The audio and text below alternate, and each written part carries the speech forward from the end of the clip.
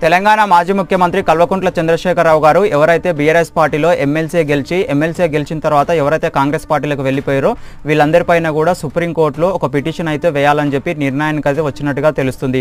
ఎందుకంటే నిన్న సుప్రీంకోర్టు ఒక తీర్పు అయితే ఇచ్చింది. ఆ తీర్పు ఏంటంటే ఎవరైతే బీఆర్ఎస్ పార్టీలో ఎమ్మెల్యే గెలిచిన తర్వాత ఎవరైతే కాంగ్రెస్ పార్టీలకు వెళ్ళిపోయారో వీళ్ళందరిపైన డిస్క్వాలిఫికేషనా లేకుంటే ఏదో ఒక నిర్ణయం తీసుకోవాలని చెప్పి తెలంగాణ స్పీకర్ గారికి 90 రోజుల గడువు అయితే సుప్రీంకోర్టు అనేది ఇచ్చింది.